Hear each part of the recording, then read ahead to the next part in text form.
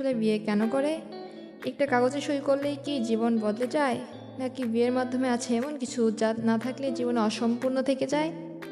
আজকের ভিডিওতে আমরা জানবো মানুষ কেন বিয়ে করে, এর পেছনে লুকানো গভীর মানসিক নাকি সামাজিক নাকি ধর্মীয় বাস্তব কারণগুলো।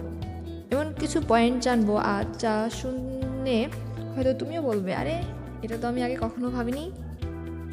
প্রথমে একটা প্রশ্ন, মানুষ একা থাকতে কি পছন্দ করে? হ্যাঁ, অনেকেই আছে যারা একা থাকতে পছন্দ করে, কিন্তু অনেকেই পারে না, কারণ মানুষ সামাজিক প্রাণী। একাকিত্ব কেবল কষ্ট দেয় না, ধীরে ধীরে মানসিক স্বাস্থ্যের উপর খারাপ প্রভাব ফেলে। বিয়ে হচ্ছে সেই সম্পর্ক যেখানে একজন আরেকজনের সুখ দুঃখ চিন্তা ভয় সব কিছু ভাগ করে নেয়।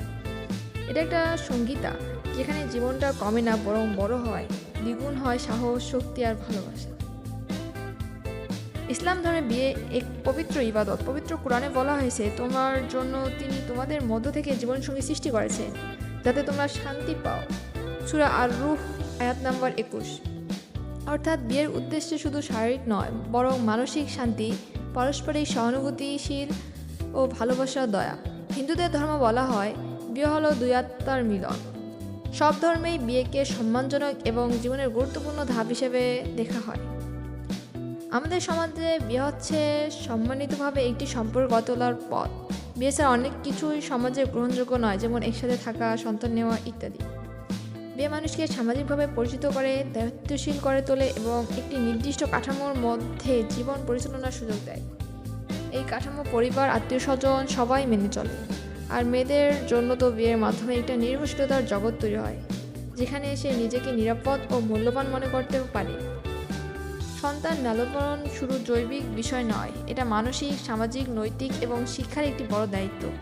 এই দায়িত্ব সুন্দরভাবে পালন করতে হলে দরকার মা বাবার ভালোবাসা, সম্মান ও একসাথে থাকার প্রতিশ্রুতি, যেটা বিয়ের মাধ্যমেই আসে।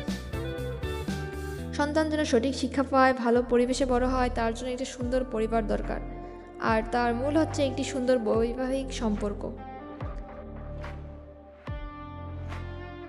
আমাদের গ্রামে রিনু আপু, ওর বিয়ে হয়েছিল অনেক ছোটো বয়সে। তাদের মধ্যে খুব ভালো বোঝাপড়া ছিল শুরুতে, কিন্তু সময়ের সাথে দুজন ধীরে ধীরে বুঝে গেছে সংসার মানে শুধু প্রেম না, বরং ধৈর্য, ত্যাগ আর পারস্পরিক সম্মান।